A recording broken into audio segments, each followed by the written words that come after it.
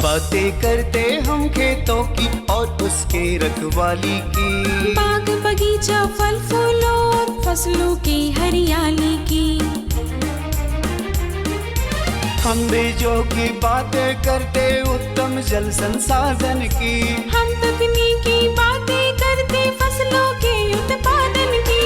हर किसान का सपना सच हो जीवन सुखद बनाने को, गाँव-गाँव के हर आंगन का प्यारा सा ये दर्शन। कृषि दर्शन, कृषि दर्शन, कृषि दर्शन, कृषि दर्शन, कृषि दर्शन, कृषि दर्शन, कृषि दर्शन, कृषि दर्शन। नमस्कार किसान भाइयों, नव वर्ष की शुभकामनाओं के साथ मैं शशिकला स्वागत करती हूं आप सभी किसान भाई बहनों का। किसान भाइयों, 2025 आपके लिए ढेर सारी खुशियां लेकर आए। आपके लिए इतनी खुशियां लेकर आए किसान भाइयों कि आपकी खेती किसानी भी पूरे साल बेहतर हो। यही कामना के साथ हम आगे बढ़ते हैं कृषि समाचार की ओर। नमस्कार, कृषि समाचार में आपका स्वागत है। मैं हूं सोनम गुप्ता। आइए देखते हैं आज कृषि समाचार में क्या है खास। हजारीबाग और पलामू के गौपालकों के लिए कामधेनु डेयरी फार्मिंग योजना। पलामू के गौपालकों को प्रशिक्षण देने की है योजना। करेला के बेहतर उत्पादन के लिए लगाए उन्नत प्रभेद स्वर्ण यामिनी। अब समाचार विस्तार से। पलामू और हजारीबाग में गौपालन और दूध उत्पादन को बढ़ावा देने के लिए कामधेनु डेयरी फार्मिंग योजना चलाई जा रही है। इसकी कुल योजना लागत 39,76,250 रुपए है। इसमें 50 गाय या भैंसों की डेयरी फार्मिंग के लिए भी SC/ST लाभुक को 33.33% और सामान्य जाति के लाभुक को 25% अनुदान दिया जाएगा। इसके लिए जिला गव्य विकास कार्यालय में आवेदन दे सकते हैं।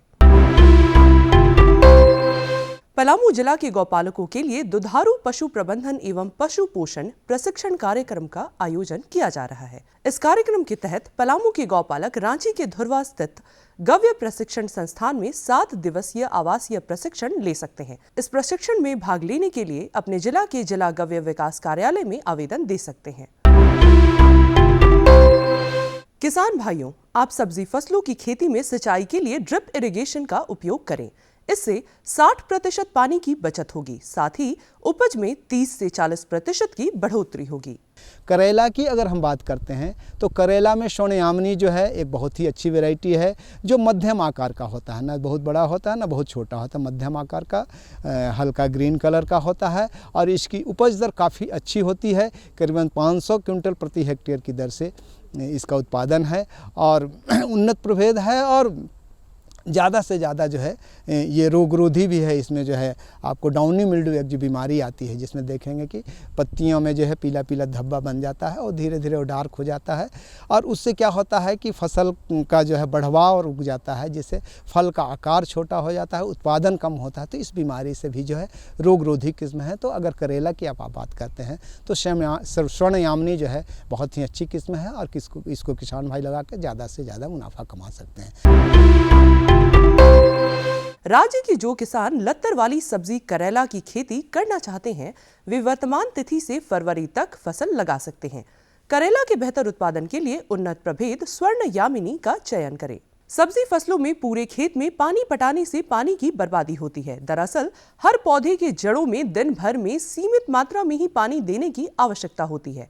ड्रिप इरिगेशन में पौधों की जड़ों में ही बूंद बूंद कर पानी दिया जाता है। आप चाहें तो इसी पानी में घुलनशील खाद और जरूरी दवा भी दे सकते हैं।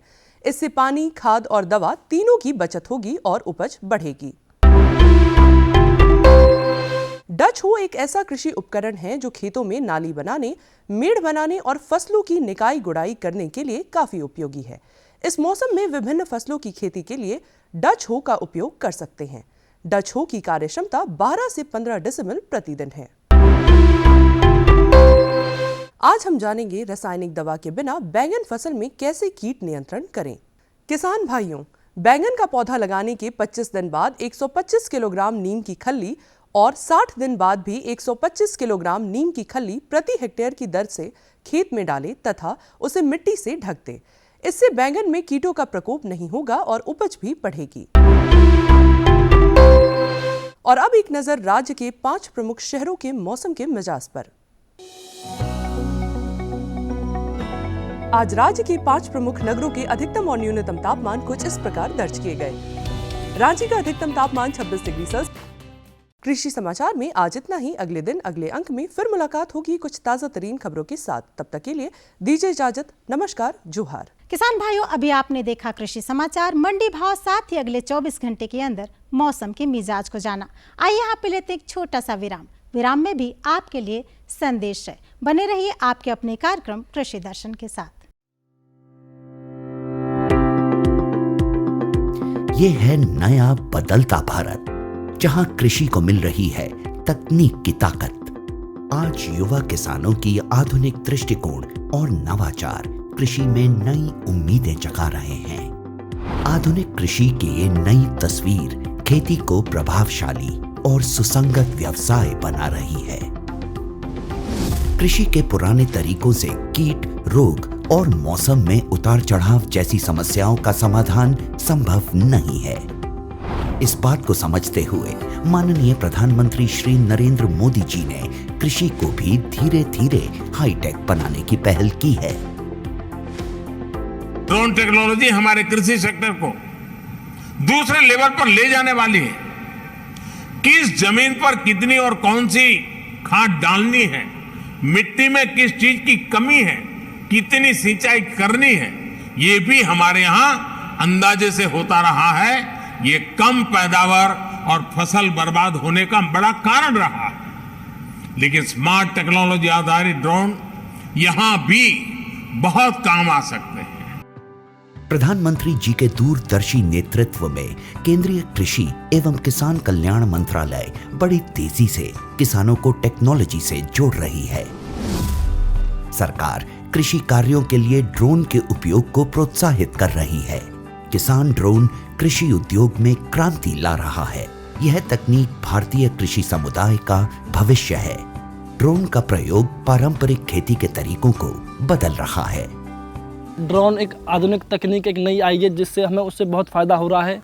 जो दवाई डाल देते हैं, ड्रोन में उड़ के स्प्रे करती है जैसे, और दवाई भी छिड़कती है, हमें बचाव होता है, शरीर का बचाव होता है, उससे बहुत सारे फ़ायदे हैं। पहले हम स्प्रे करते थे मशीन में 100 लीटर पानी 200 लीटर पानी में 1 किलो स्प्रे होती थी। अब उसमें 10 लीटर पानी में 1 किलो स्प्रे होती है। अत्याधुनिक तकनीक, हाई रेजोल्यूशन कैमरों और उन्नत सेंसर्स से लैस किसान ड्रोन भारतीय कृषि क्षेत्र की काया पलट करने की क्षमता रखता है। कीटनाशकों और उर्वरकों का छिड़काव, हवाई निगरानी, फसल और मृदा स्वास्थ्य की निगरानी, बीजारोपण, क्षतिग्रस्त फसलों का आकलन और फसल बीमा के दावों का तेजी से निपटान के अलावा फसलों के स्वास्थ्य संबंधी रियल टाइम जानकारी दे सकता है। यह कीटों, बीमारियों और पोषक तत्वों की कमी की प्रदान करने के अलावा ड्रोन फैसिलिटेशन सेंटर का विकास भी किया जा रहा है। कुशल ड्रोन ऑपरेटर्स की कमी को पूरा करने के लिए प्रशिक्षण कार्यक्रम चलाए जा रहे हैं। प्रशिक्षित किसानों की DGCA द्वारा सभी जरूरी औपचारिकताएं प्रशिक्षण केंद्रों में ही पूरी कर ली जाएं, यह भी सुनिश्चित किया जा रहा है। ड्रोन एक महत्वपूर्ण मोड़ पर है। कल तक जो किसान संसाधन के अभाव में मजबूर था, वो अब तकनीक की ताकत से मजबूत हो रहा है। नए भारत की नई तस्वीर गढ़ रहा है।